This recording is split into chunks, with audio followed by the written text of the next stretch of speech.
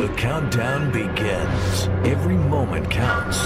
Now, for the believer, it's not where you'll spend eternity. For the believer, it's how you'll spend eternity. The decisions you make today determine where and how you will spend eternity. You will not be judged on what you did. You will be judged in the light of what you were called to do. At the zenith hour, there's no second chance. Whatever we do in this zero time determines how we're going to spend eternity.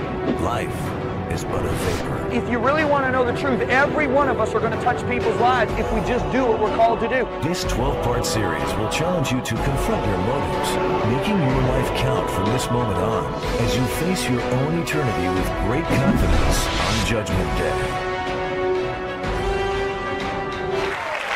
Muito bem! Certo, estamos na hora número 6 e sim, hoje vamos falar do céu. Sim! Eu gosto de falar do céu. Na verdade, eu gosto muito de falar do céu. Eu quero que você abra sua Bíblia em Hebreus capítulo 12. Vamos começar aí. E sabe, só para ganharmos tempo, eu quero que você ponha seu marcador em 2 Coríntios capítulo 12. Daqui a pouco vamos para lá. Ponha seu marcador aí, vamos começar em Hebreus capítulo 12. Hebreus 12. Bem, enquanto você está encontrando, deixe-me dizer isso. Assim como há um lugar temporário para o incrédulo chamado Hades, que um dia vai mudar de lugar para o lago de fogo, assim também para o crente. Há um lugar para onde os crentes vão, chamado Jerusalém Celestial, que conhecemos como céu e que um dia também vai mudar de lugar. E também vamos falar sobre isso hoje. Vamos falar sobre muitas coisas nesta hora e será muito empolgante. Então, primeiro, vamos para Hebreus capítulo 12. Eu quero ler do versículo 22. O escritor diz: mas vocês chegaram ao monte Sião, e deixa eu dizer isso. A cidade de Deus está localizada num monte, e vocês lembram disso pelo testemunho de Aforcine, quando ela na verdade foi levada por Jesus ao monte onde a cidade está. Mas vocês chegaram ao monte Sião e à cidade do Deus vivo, a Jerusalém Celestial, a uma inumerável companhia de anjos, a Assembleia Geral e a Igreja dos Primogênitos que estão registrados no céu. A Deus, o juiz de tudo, aos espíritos dos homens justos que foram aperfeiçoados, a Jesus, o mediador da nova aliança, e ao sangue da aspersão que fala coisas melhores do que o de Abel. O que é fantástico é que o escritor fala de todos os cidadãos do céu, ele passa por tudo. Pai, está tudo aqui, notaram? Primeiro ele diz que é uma cidade, e vocês notarão daqui a pouco, que não é uma cidadezinha, é uma cidade enorme. Primeiro, deixa eu dizer isso, outros nomes para o céu são Jerusalém lá de cima, Gálatas 4:26, terceiro céu e paraíso. Mas o escritor aqui passa por todos que vivem nessa cidade. Quem são eles? Primeiro ele diz o Pai, você viu isso, certo? Vocês chegaram a Deus o Pai, certo? A cidade do Deus vivo, então ele fala do Senhor Jesus, certo? Veja o verso 24, Jesus o mediador da nova aliança. Então ele fala de uma miríade de anjos, vocês veem isso aí? E então ele fala da Assembleia Geral. Quem é a Assembleia Geral? Ela é formada pelos santos da aliança do Velho Testamento, certo? E então ele diz que chegaram à Igreja dos Primogênitos. Bem, o primogênito é Jesus Cristo, então a Igreja dos Primogênitos é aquela formada pelos que foram salvos através do sacrifício de Jesus, correto? Então, vocês notam que ele fala do Pai, Jesus, e ele fala dos anjos, certo? Ele fala dos santos do Velho Testamento, a Assembleia Geral, ele fala da Igreja dos Primogênitos, os que morreram em Cristo, que receberam a recompensa. Mas há mais um grupo de pessoas que ele fala aqui. E qual é? Os espíritos dos justos aperfeiçoados. Quem são essas pessoas? Notem que ele não diz os corpos dos justos aperfeiçoados, ou a alma dos justos aperfeiçoados, mas o espírito dos justos aperfeiçoados. Quem são esses? Eu digo quem são, somos nós. Hebreus 4:16 diz: dessa forma nos acheguemos ousadamente ao trono da graça. Podemos ir à sala do trono, não nossas almas, não nossos corpos, mas nossos espíritos. Não é verdade? Se Deus diz para nós na terra, venham com ousadia para o trono da graça, Ele está falando conosco aqui nessa terra. Sabe, muita gente é muito bem conhecida no trono da graça, sabe por quê? Porque vão lá frequentemente através da oração. Você vai lá pela adoração, vai lá pela oração. Sabe, eu preguei sobre isso numa conferência alguns meses atrás e o pastor ficou tão empolgado. Era uma conferência enorme na região sul. Ele veio e disse, John, sabe, eu fico adorando às vezes e tenho a impressão que tenho relances do trono. Eu disse, você tem? Porque você é um desses espíritos dos justos aperfeiçoados. Porque nós vivemos, nós estamos em Cristo. Desta forma, nós também residimos no céu. Embora nossos corpos estejam aqui, entendem? É muito legal, não é? Lembra que Paulo, falando da igreja, disse, eu estou com vocês em espírito, me alegrando de ver sua boa obra, embora não estivesse lá fisicamente. Deus diz que você pode ir para o trono da graça. Você precisa entender, somos um espírito, temos uma alma e habitamos num corpo. E eu não estou falando de nada demoníaco, eu estou falando de algo bíblico. Deus diz para nós hoje, nesta terra, você pode chegar com ousadia ao trono da graça. Os espíritos dos justos aperfeiçoados, eu e você chegamos lá pela oração. Uau, eu prego para mim e fico feliz. Vocês entendem isso? Então eu quero que você vá comigo para 2 Coríntios capítulo 12 e eu quero te mostrar que o céu é um lugar real. Porque Paulo aqui em 2 Coríntios capítulo 12, começando do versículo 1, ele diz, sem dúvida não é proveitoso que eu me glorie, então eu passarei as visões e revelações do Senhor. Eu conheço um homem em Cristo que há 14 anos atrás, seja no corpo eu não sei, ou seja fora do corpo eu não sei, Deus o sabe, esse tal foi arrebatado ao terceiro céu. E eu conheço este homem, quer no corpo ou fora do corpo eu não sei, Deus o sabe, como ele foi arrebatado ao paraíso e ouviu palavras que não se expressam, que não são lícitas a um homem pronunciar. Todos os estudiosos da Bíblia concordam que Paulo está falando dele mesmo aqui. De fato, na nova tradução viva ele diz, eu fui arrebatado ao terceiro céu há 14 anos atrás. Então sabemos com certeza que Paulo está falando dele mesmo. Agora notem que ele disse que foi levado ao terceiro céu, ao paraíso, que é a cidade de Deus, certo? E ele diz, seja no corpo ou fora do corpo, eu não sei. Sabe o que isso me diz? Que o céu é um lugar muito real. Não é assim nas nuvens com espíritos que vêm e voltam, algo assim como uma visão espiritual. É um lugar real, tem construções, tem árvores, tem estradas. E o próprio Paulo esteve lá e não sabia se estava no seu corpo, não sabia se estava fora do corpo o tempo todo ali. Eu conheço muitas pessoas que estiveram no céu. Sabe, pessoalmente conheço algumas e conheço outras. Mas uma das minhas histórias favoritas de alguém que já esteve no céu é de um filho de um querido amigo meu. O seu pai estava na primeira noite do seu ministério. E isso foi lá atrás em 1979, aquela foi a primeira noite dele no ministério, ele estava começando no ministério, ele era xerife do condado de Los Angeles, ele era xerife ali, ok? Então ele deixou o trabalho de xerife, e ele era um cara enorme, tinha quase 2 metros, um cara grande, e ele estava na primeira noite do seu ministério, tinha voltado de uma pregação, ele entra em sua casa e a morte estava em todo lugar. E ele disse que conhecia a morte porque devido ao seu trabalho ele já tinha estado com ela muitas vezes. E lá estava sua esposa abaixada, num canto da escada, ali, chorando e dizendo Jesus, Jesus. E ele gritou e disse, o que está havendo? E ela não conseguia responder, ficava dizendo Jesus, Jesus. Ele subiu correndo as escadas, e quando entrou no banheiro, lá estava seu filho morto. E o que ele fez? Ele colocou uma pequena televisão no banheiro para assistir o futebol de segunda noite. Ele tinha 10 anos e puxou a televisão para dentro da banheira acidentalmente. Ele foi eletrocutado. E ele ficou morto por algum tempo. Como policial, ele tinha treinamento em primeiros socorros, e quando olhou para as pupilas dele estavam completamente dilatadas, a sua pele estava azul e ele estava gelado. Ele disse, se eu ainda fosse xerife, ele disse, se encontrasse essa situação, eu teria chamado o IML e pronunciado esse garoto como morto. Ele disse, mas agora eu era um homem de oração e de fé. E então ele disse, eu imediatamente comecei a orar, e fazer as técnicas de ressuscitação, respiração boca a boca, massagem cardíaca. Quando os paramédicos chegaram, eles continuaram, mas ele continuava orando. Por 45 minutos, ele continuou a orar. Os paramédicos começaram a ficar um pouco impacientes e pensaram, esse cara é um fanático, vamos sentar e esperar ele desistir. E de repente ele disse, pai, minha fé acabou, mas eu sei que existe outra fé. Ele disse, eu preciso dessa fé, o dom da fé achado em 1 Coríntios 12. Ele disse, eu preciso dela agora. Ele disse que assim que ele disse isso, ele sentiu algo tocando o topo da sua cabeça. E ele disse que ele sentiu descendo pela sua cabeça assim. E ele disse, quando chegou na minha boca, ele disse, de repente eu olhei para o meu filho e eu gritei essas palavras, você viverá e não morrerá em nome de Jesus.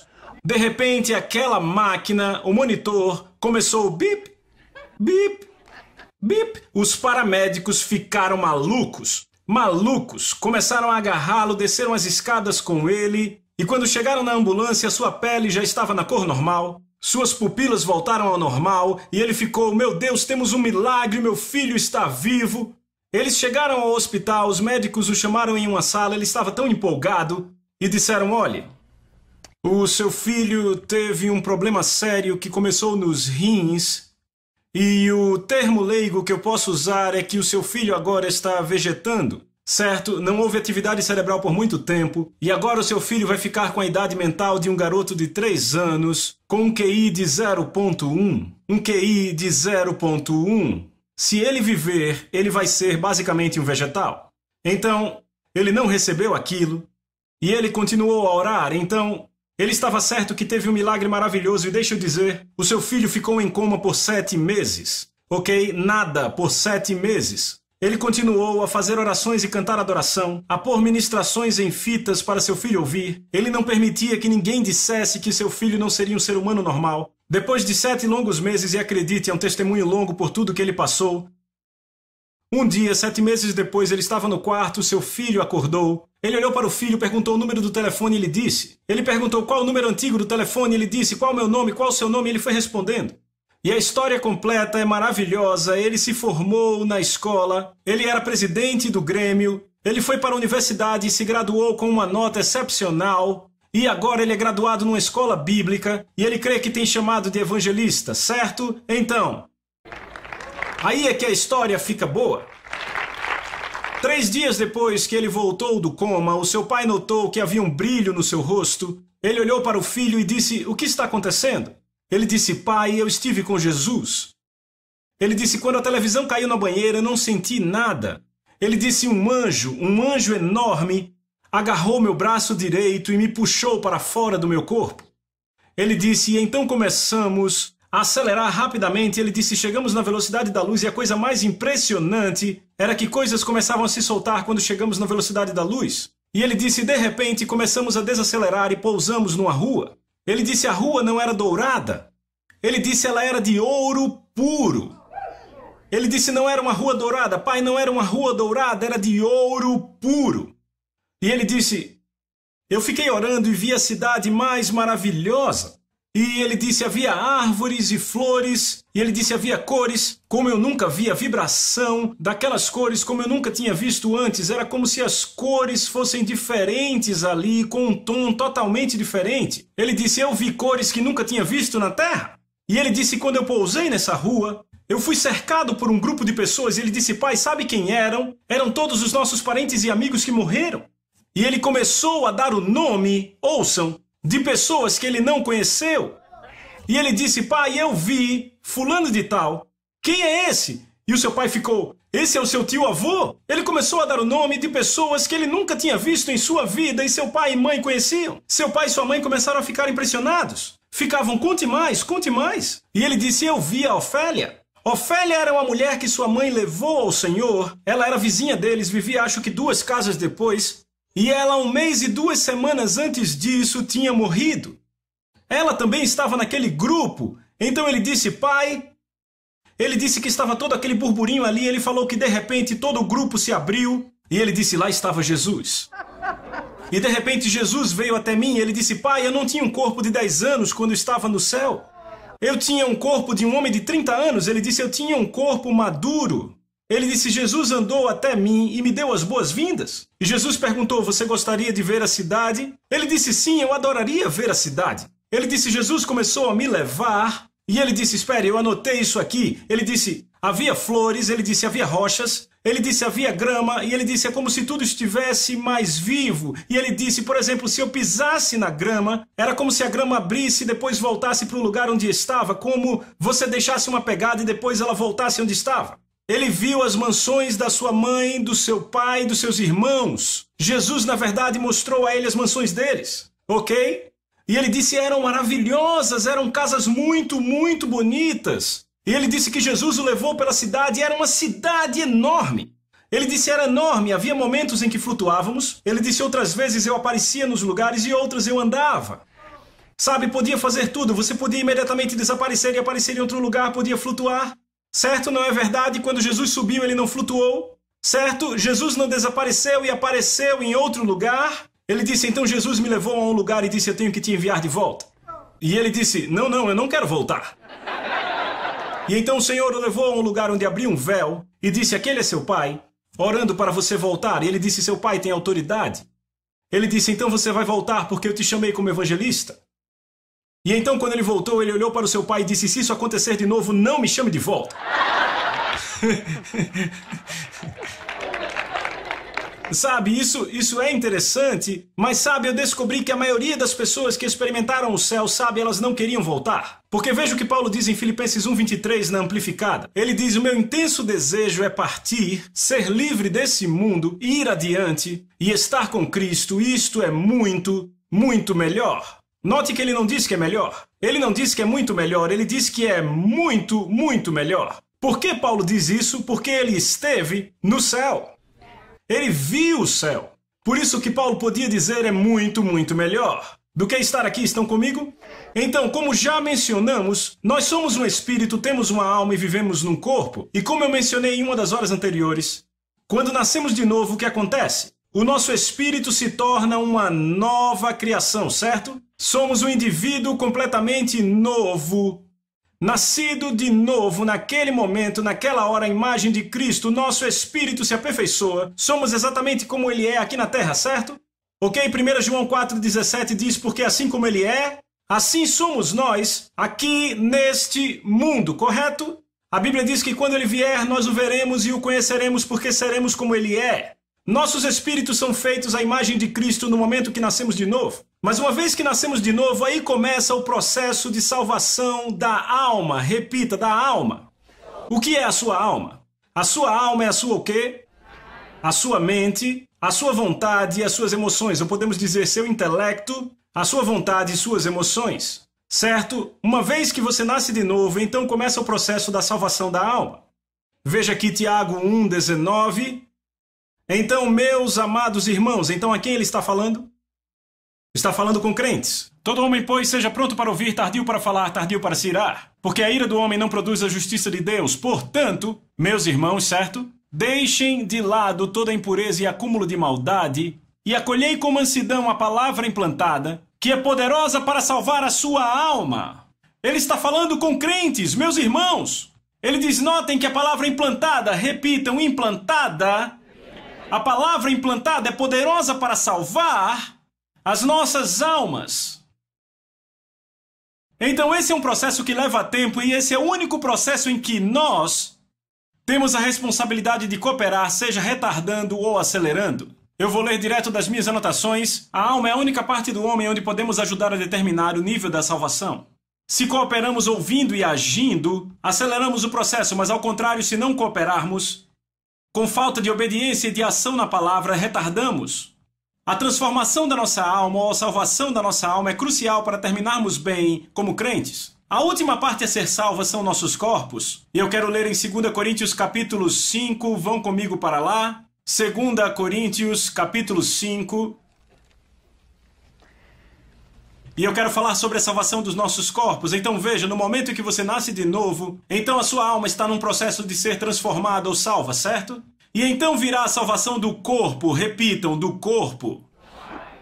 Certo? 2 Coríntios, capítulo 5, lemos, pois nós sabemos que quando essa tenda terrena... Lembrem, eu estou lendo da Nova Tradução Viva e isso é 2 Coríntios, capítulo 5, verso 1. Pois sabemos que quando essa tenda terrena e tenda seria nosso corpo, na qual vivemos for derrubada, quando morrermos e deixarmos esse corpo, teremos um lar no céu. Um corpo eterno, feito para nós pelo próprio Deus e não por mãos humanas. Nos desgastamos nesse corpo de agora e desejamos o dia em que colocaremos os nossos corpos celestiais como roupa nova, glória a Deus, porque nós não seremos espíritos sem corpos. Diga comigo, não seremos espíritos sem corpos, mas colocaremos nossos novos corpos celestiais, ele diz, verso 4, nossos corpos mortais nos fazem angustiar e gemer. Mas não é definitivamente o fato de querermos morrer e não termos corpos, queremos passar aos nossos novos corpos, de forma que esses corpos mortais serão engolidos pela vida eterna. O próprio Deus nos preparou para isso, e como garantia ele nos deu o seu Espírito Santo. Então estamos sempre confiantes, muito embora sabemos que enquanto vivemos nesses corpos, não estamos em casa com o Senhor. É por isso que nós vivemos por crer e não por ver, por fé e não por vista. Sim, estamos plenamente confiantes, e nós preferíamos, vejam isso, preferíamos estar fora desses corpos, porque aí estaríamos em casa com Deus. Esse é o desejo verdadeiro de todo crente. Você pode dizer amém? Então, em 1 Coríntios 15, verso 53, na NVI, Paulo diz o seguinte: pois esse corpo corruptível deve se revestir da incorruptibilidade e o corpo mortal da imortalidade. Os nossos corpos serão, agora ouça com atenção, nossos corpos não serão diferentes de Jesus, pois a Bíblia diz: o seremos também na semelhança da sua ressurreição. Romanos capítulo 6, verso 5. O seremos também na semelhança da sua ressurreição, certo? Ele também fala em 1 João 3, 2, que eu já citei antes: amados, agora somos filhos de Deus e ainda não se manifestou o que haveremos de ser. Sabemos que quando ele se manifestar, seremos semelhantes a ele. O corpo que teremos será igual ao corpo dele. Lembrem, ele é o primogênito de entre os mortos. Estão comigo? Ele é o primogênito de muitos irmãos. Então, se examinarmos o corpo de Jesus depois da ressurreição, vamos descobrir muito sobre como será o nosso corpo, não é verdade? Então vá comigo para o Evangelho de João, capítulo 20. Evangelho de João, capítulo 20, por favor. Eu não sei vocês, mas eu fico muito empolgado com isso. Evangelho de João, capítulo 20. Certo, eu quero ler o verso 11. Maria permanecia junto à entrada do túmulo chorando. Enquanto chorava, baixou-se e olhou para dentro do túmulo e viu 2 anjos vestidos de branco sentados onde o corpo de Jesus fora posto, uma à cabeceira e outra aos pés. Então disseram: mulher, por que choras? Ela disse: porque levaram o meu Senhor e eu não sei onde o puseram. Agora veja o verso 14. Tendo dito isto, voltou-se para trás e viu Jesus em pé, mas não reconheceu que era Jesus. Jesus disse a ela: mulher, por que choras? A quem procuras? Ela, supondo ser ele o jardineiro, disse a ele: Senhor, se tu o tiraste, dize-me onde puseste, e eu o levarei. Jesus disse a ela: Maria. Ela se virou e disse: Rabone, que quer dizer mestre. Agora eu quero que vocês notem algo aqui. Quando ela viu Jesus, no seu corpo ressuscitado, ele não parecia um alien de ficção científica. Ela o confundiu com o jardineiro. Sabe o que isso me diz? Ele parecia um ser humano. Tinha um corpo muito similar ao nosso. E foi só quando ele disse Maria e ela ouviu a voz dele que ela o reconheceu. Então ela estava tendo uma visão.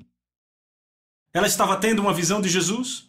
Bem, se você for para o Evangelho de Lucas, capítulo 24, descobriremos. Evangelho de Lucas, capítulo 24. Então a pergunta é: será que ela teve uma visão dele ou ela viu realmente carne? Evangelho de Lucas, capítulo 24, por favor. Eu quero começar no verso 36, a partir dele. Falavam ainda estas coisas quando Jesus apareceu no meio deles e lhes disse: Pai seja convosco. Mas eles estavam surpresos e atemorizados e acreditavam terem visto um espírito.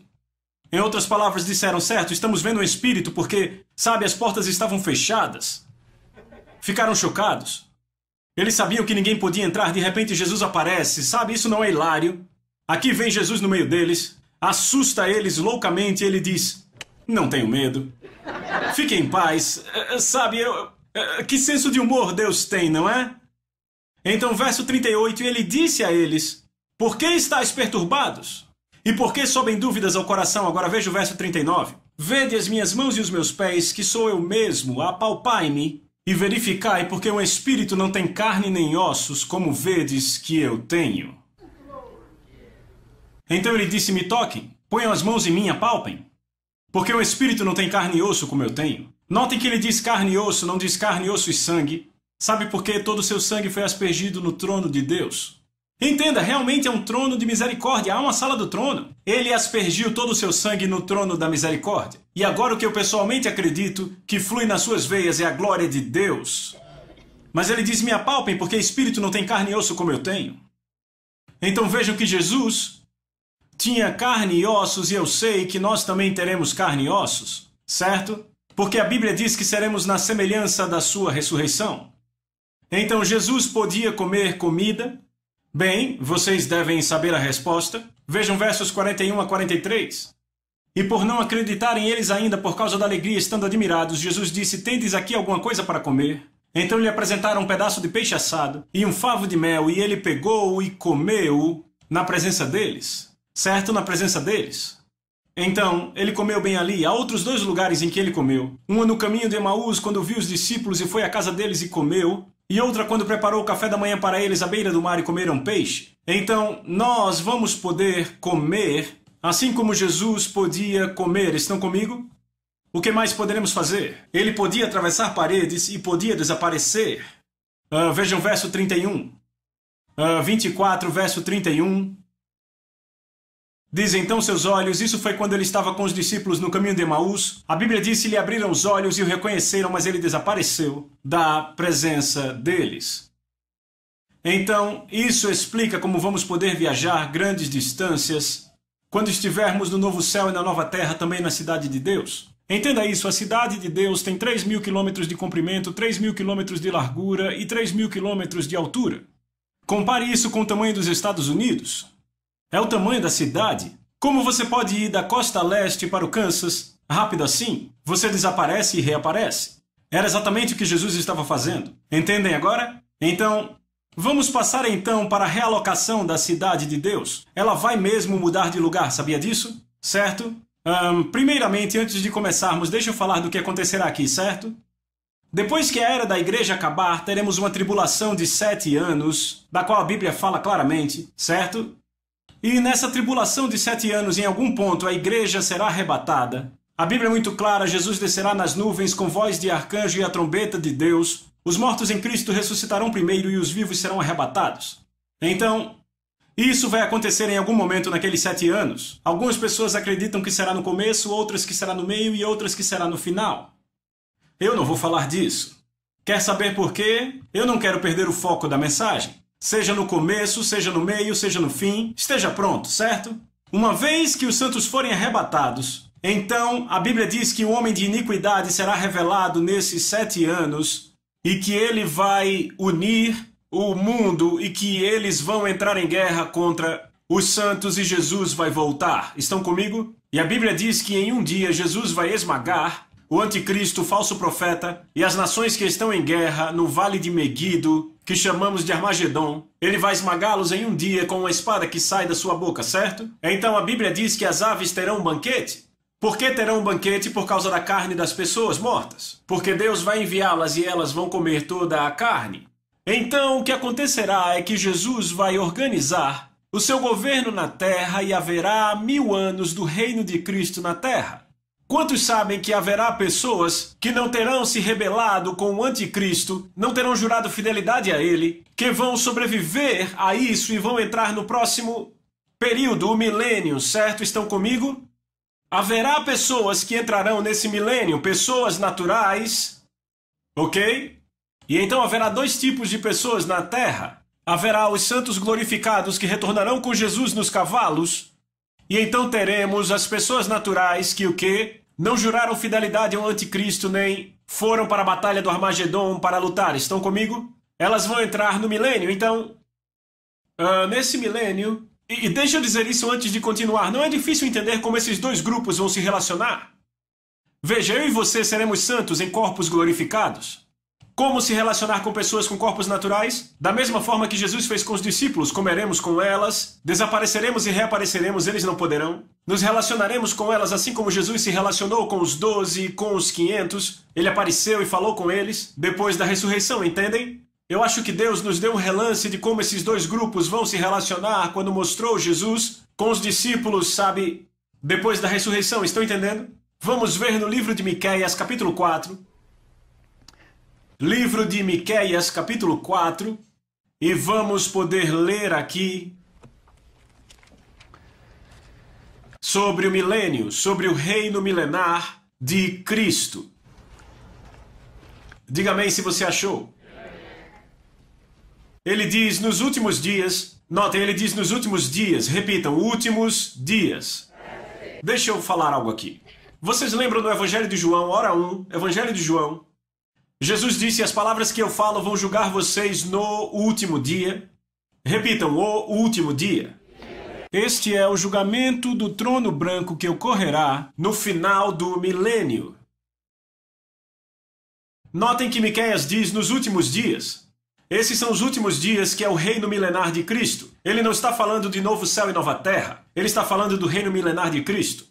Nos últimos dias, o templo do Senhor, em Jerusalém, se tornará o lugar mais importante da terra. Por que isso? Porque Jesus reinará a partir de Jerusalém.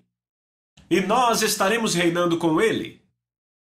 Então, alguns de vocês talvez estejam no Brasil, outros estejam na área da Ásia, mas você estará governando, sabe? Será fantástico, você está me vendo aqui e de repente eu desapareço. Ei, Jesus, eu quero falar com você sobre uma situação lá em Fiji. A ilha, sabe? Você me pôs lá, tem algo acontecendo aqui. E Jesus diz, faça isso e aquilo. Você desaparece e aparece lá. Não precisa entrar num avião.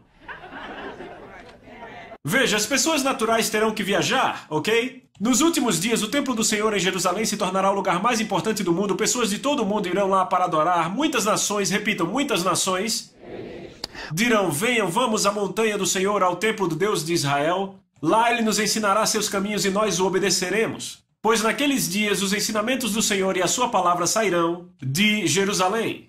O Senhor resolverá disputas internacionais, todas as nações embainharão suas espadas e guardarão as suas lanças. Todas as guerras pararão.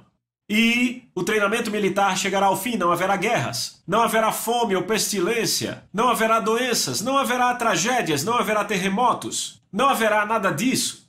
No milênio, estão comigo? Isso é maravilhoso. Todos, verso 4, todos viverão calmamente nas suas próprias casas, em paz e prosperidade, pois não haverá nada a temer, o Senhor Todo-Poderoso nos prometeu. Embora as nações ao nosso redor adorem ídolos, seguiremos o Senhor nosso Deus para todo sempre. Aí ele volta ao tempo dele, certo? Ele troca, volta ao contexto dele.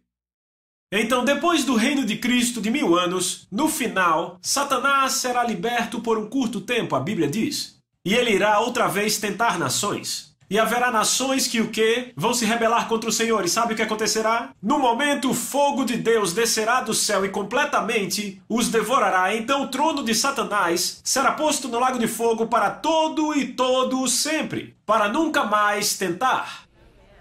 Repitam, glória a Deus.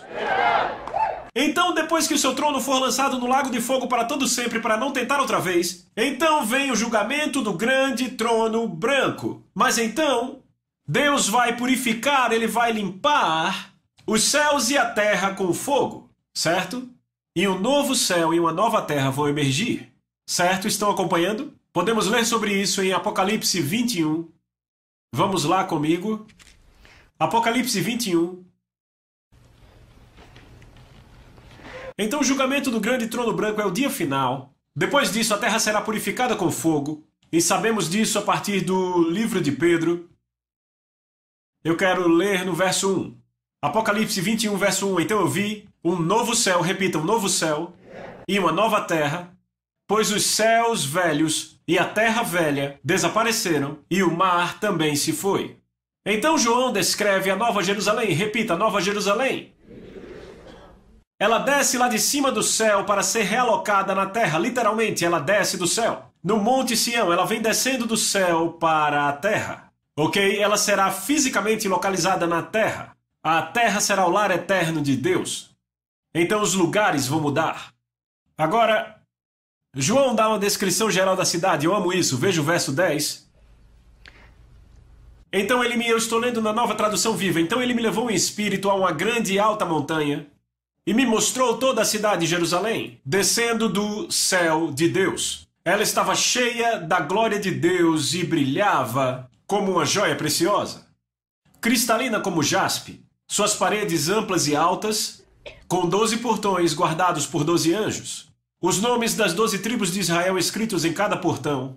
Havia 3 portões em cada lado, leste, norte, sul e oeste. Veja o verso 15. O anjo que falou comigo segurava em suas mãos uma barra de medida dourada para medir a cidade, os portões e as paredes. Quando ele mediu, descobriu que era um quadrado, tão longo quanto largo. Na verdade, tinha a forma de um cubo, pois sua largura, comprimento e altura tinham cada um 3.000 quilômetros. Então ele mediu as paredes e descobriu que elas tinham 65 metros de espessura. o anjo havia usado uma medida humana.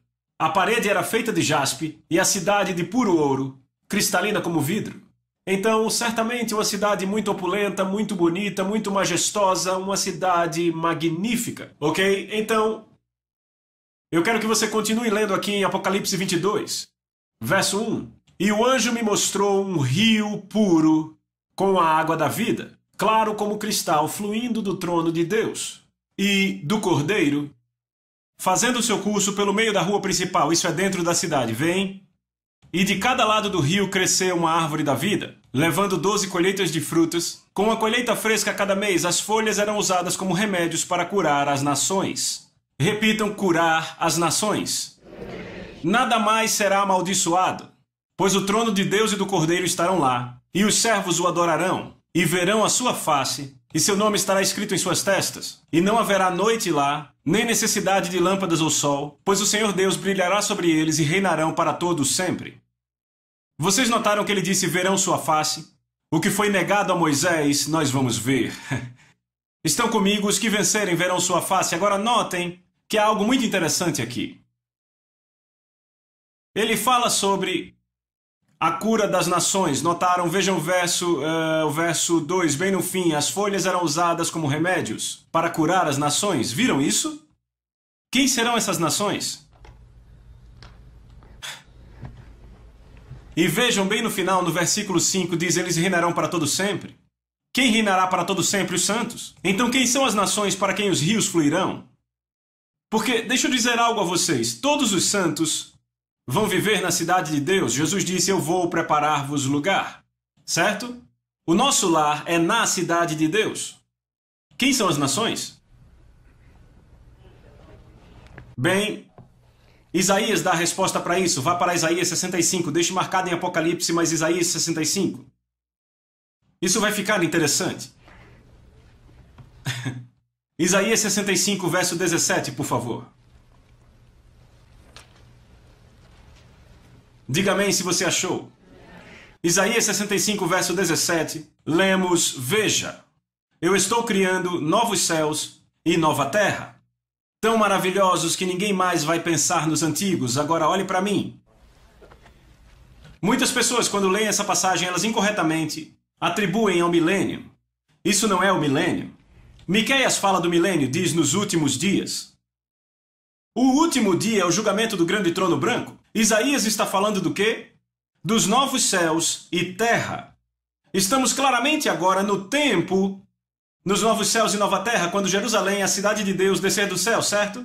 Estão vendo isso? Veja, eu estou criando novos céus e nova terra tão maravilhosos que ninguém vai se lembrar dos antigos. Alegrem-se para sempre na minha criação e vejam, eu criarei Jerusalém como lugar de felicidade. O seu povo será uma fonte de alegria. Levarei alegria em Jerusalém, deleitarei meu povo, e o som de choro e lamento não será mais ouvido.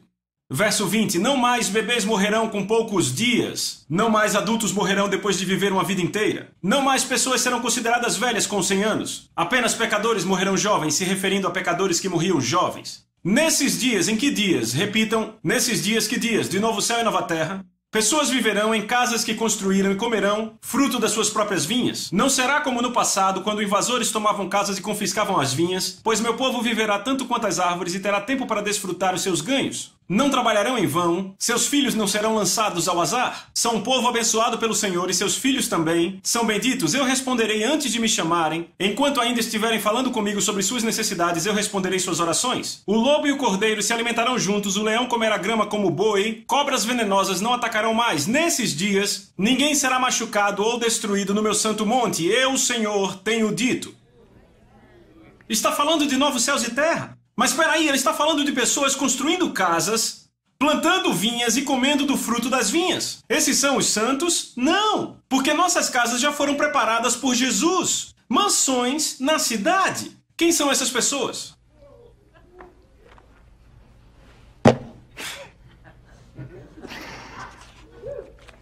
Quem são elas? Pode ser, ouçam, pode ser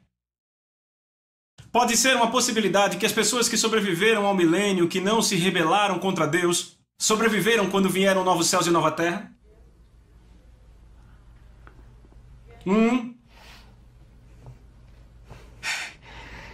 Veja, sabemos porque ele fala de bebês e tudo mais, sabemos que não são os santos, porque o que Jesus fala sobre os santos? Pois na ressurreição eles nem se casam nem se dão em casamento, são como os anjos de Deus. Mas ele está falando de bebês aqui. Mas ele está falando de bebês, pessoas, reprodução. Ok, uma possibilidade que pode ser questionada, e eu estou dizendo claramente, pode ser questionada, é que a humanidade pode passar por um período de 1000 anos e no final do milênio, ela pode receber uma oportunidade eterna se não tiverem se rebelado e ido com Satanás. Salmos 45:17 declara então as nações, veja, as nações te adorarão para todos sempre. Uma forma para entender essa possibilidade é ver essas pessoas como Adão e Eva antes da queda. Adão não foi criado para a morte. Quantos sabem, para viver para sempre? Certo? Então, somente os redimidos de Cristo com corpo glorificado habitarão na Nova Jerusalém. Entretanto, parece, de acordo com a Bíblia, que aqueles que terão corpos naturais poderão transitar e comer do fruto e adorar o Senhor. Isto pode ser visto nos escritos de João. Vamos voltar para Apocalipse 21. Volte para Apocalipse 21. Isso está aqui tão claro. Estamos falando de novos céus e nova terra, certo?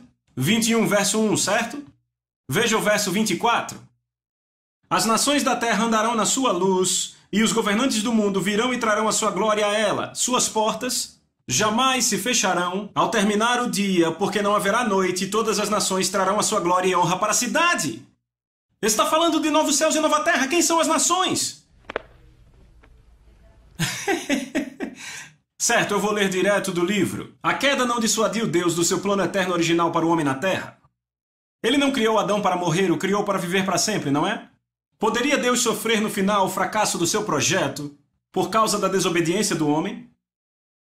Poderia Deus sofrer no final o fracasso do seu projeto por causa da desobediência do homem? Não, ao contrário, Deus reverteu a derrota do homem em bênção, reunindo dentre a humanidade caída um povo celestial glorificado. São os santos, você e eu. Através da redenção de Cristo, que finalmente reinaria sobre a humanidade na nova terra. Isso ajuda a entender as palavras de Jesus ao mordomo fiel. Muito bem, servo bom, porque foste fiel no pouco, dar-te-ei autoridade sobre 10 cidades. Lucas 19:17. Seriam essas cidades existentes no milênio e na era eterna de novos céus e nova terra? Eu não sei vocês, mas isso me empolga. Veja, quem vai governar e reinar? Se a Bíblia diz que reinaremos com Cristo, reinaremos sobre quem? Deus diz, eu terei um povo celestial, a imagem do meu filho que me ajudará a administrar o meu senhorio por toda a eternidade. Se a queda não tivesse ocorrido, Deus não teria uma classe glorificada de pessoas para ajudá-lo a administrar e governar sobre os assuntos da terra e do universo por todo sempre. Isaías 66, veja o verso 22. Tão certo, acharam, diga amém.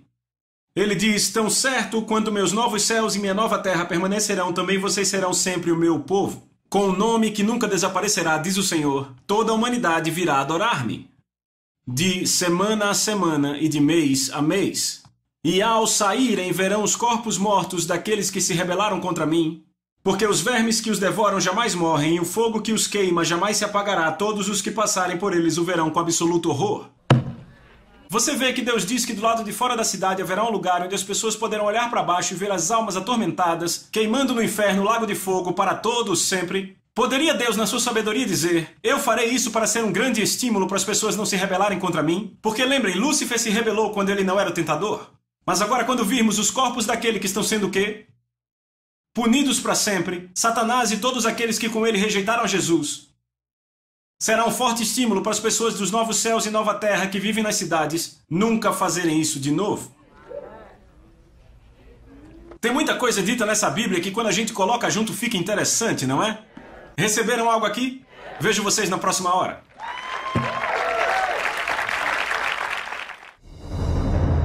Next, in Hour 7, John asks, who determines how we will spend eternity? What part do motives play in our destiny? How do we prepare for our eternal future? These questions and others will be considered next in John's teaching, The Judgment Seat of Christ.